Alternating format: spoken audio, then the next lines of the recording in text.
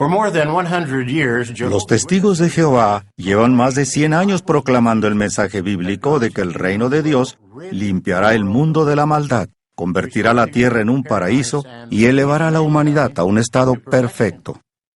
Sin embargo, transmitir estas verdades ha provocado con frecuencia la oposición de poderosas instituciones. ¿Por qué un mensaje tan alentador ha motivado reacciones tan amargas? ¿Y cómo hemos vencido esa oposición para llegar a donde estamos hoy?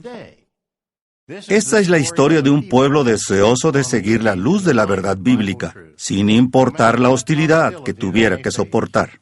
Verá cómo los siervos de Jehová de tiempos modernos se han resuelto a estudiar diligentemente, predicar con entusiasmo y mantenerse fieles a Dios.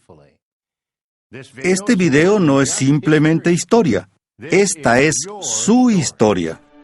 Nos recuerda que Jehová lo tiene todo bajo su control y que esta es su organización. Esta historia comienza hace más de 6,000 años. Es la historia de los testigos de Jehová.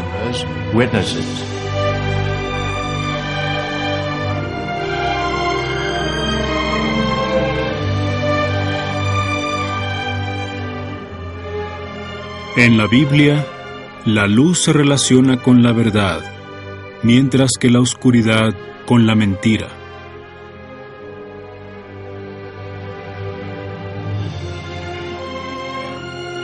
Cuando Dios terminó sus obras creativas, no había ningún tipo de oscuridad espiritual. Pero cuando Adán y Eva pecaron, la sociedad humana llegó a estar bajo el control de Satanás. Huir de la luz se convirtió en el principal objetivo de las personas malvadas. Por eso, quienes buscaran la verdad se enfrentarían a oposición. La luz de la verdad brilló intensamente cuando Jesucristo estuvo en la tierra. Todos los que de verdad le siguieron reflejaron la luz que él irradiaba.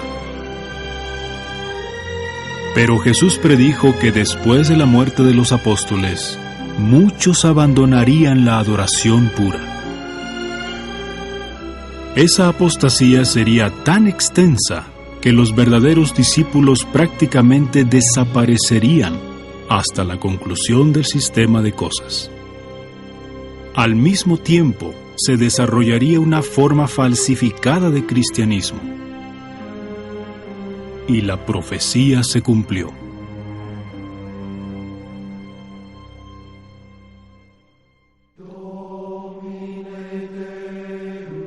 Las iglesias supuestamente cristianas se alejaron de las enseñanzas de Cristo.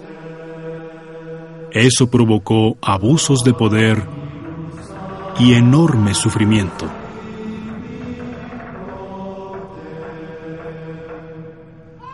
Fue una época de profunda oscuridad.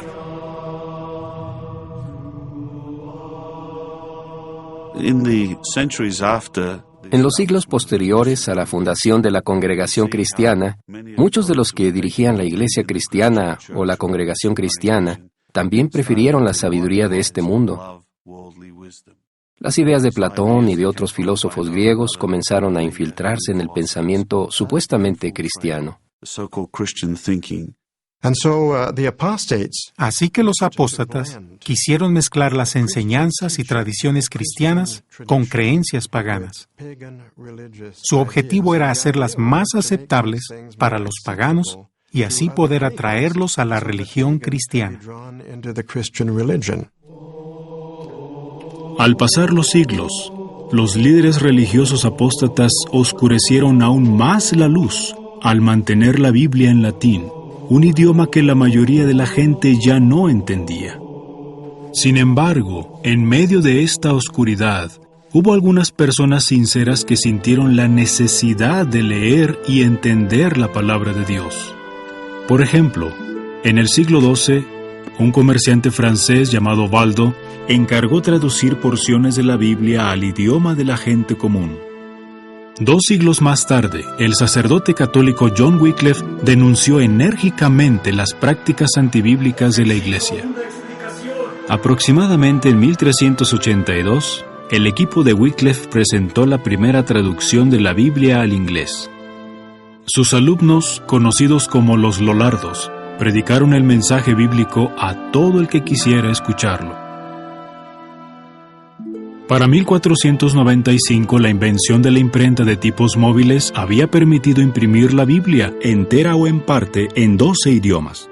Padre nuestro que estás en los cielos. En poco tiempo, la gente estaba leyendo la Biblia por su cuenta, y algunas personas empezaron a ver que la Iglesia se había desviado. En el siglo XVI, hombres como Ulrico Zwinglio, Martín Lutero y Juan Calvino proclamaron que era necesario regresar a los principios originales del cristianismo. La Iglesia se ha extraviado. Hombres como estos denunciaron la hipocresía y defendieron las enseñanzas bíblicas, aun cuando eso significaba enfrentarse a poderosos dirigentes religiosos. Aunque no entendían completamente la verdad, estuvieron dispuestos a ir contra la corriente. Pero su postura encendió las llamas de la persecución y en muchos casos cedieron, sobre todo en cuanto a predicar sus creencias.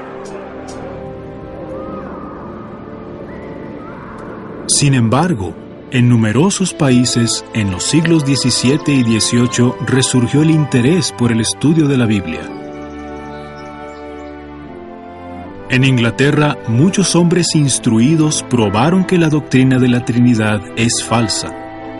Entre ellos, el científico Sir Isaac Newton, el poeta John Milton y el químico Joseph Priestley. Además de rechazar la doctrina de la Trinidad, Priestley negó la inmortalidad inherente del alma.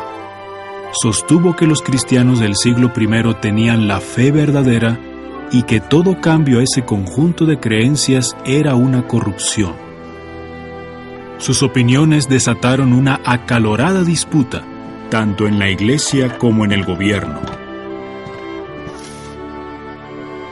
En 1791, una muchedumbre destruyó la casa y el laboratorio de Priestley. El hostigamiento no hizo más que aumentar durante los siguientes 3 años, hasta que huyó a Estados Unidos. Le acompañaron muchos que opinaban como él. Entre estos estuvo Henry Grew. En 1807, a la edad de 25 años, fue invitado a ser pastor de la Iglesia Bautista de Hartford, en Connecticut.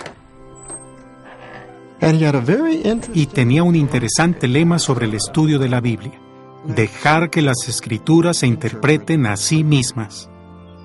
Él pensaba que el mejor intérprete de la Biblia era la propia Biblia, y al estudiarla, se dio cuenta de que la doctrina de la Trinidad era falsa.